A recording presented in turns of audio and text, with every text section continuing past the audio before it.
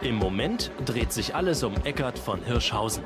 Nähern wir uns ihm ganz freundlich. Strahlende Menschen, wohin er kommt. Sein Buch Glück kommt selten allein an der Spitze der Bestsellerliste. Wohlgemerkt ein Sachbuch. Seine Philosophie? Maßgeblich für das Glück verantwortlich sind die vielen kleinen Dinge. Und dafür kann man seine Achtsamkeit erhöhen. Das Experiment auf der Frankfurter Zeil zeigt, an den mutwillig verstreuten Münzen, dem kleinen Glück, laufen die meisten Menschen achtlos vorbei. Bis auf ihn. In Zeiten der Krise brauchen wir wohl den Anstupser zum Glück. Wir sind nicht die Menschen, die am härtesten von dieser Krise betroffen sind. Und deswegen glaube ich auch, ein bisschen mehr Gelassenheit, ein bisschen mehr Zuversicht auch in unsere eigenen Fähigkeiten tun gut.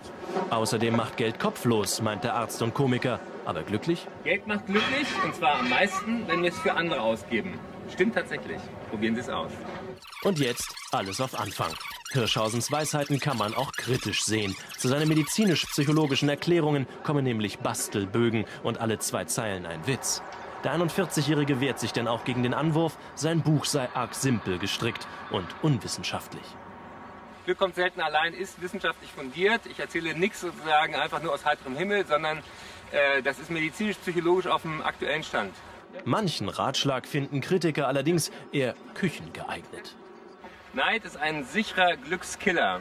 Glück ist Erwartungsmanagement und die zentrale Frage lautet immer, mit wem vergleiche ich mich? Eckhard von Hirschhausen findet die Balance. Ausverkaufte Häuser, wo immer er ist, wie hier in Schmitz-Tivoli in Hamburg. Stellen Sie sich vor, Sie selbst wären das Glück. Würden Sie dann gerne bei sich vorbeikommen?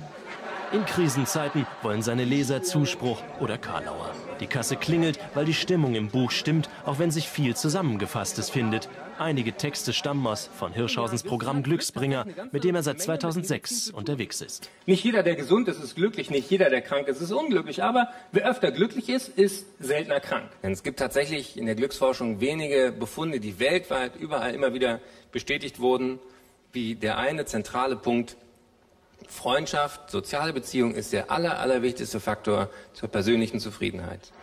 Der Arzt sät Glück, wo immer er kann. Eine Glücksepidemie will er anzetteln, uns Deutschen den Pessimismus vermiesen. Und auch allen akuten Untergangspropheten ein Trost für die Nacht. Heute Nacht geht die Welt nicht mehr unter, es ist schon morgen in Australien.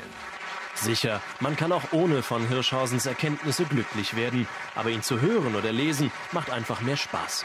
In Krisenzeiten auch ein Schlüssel zum Glück.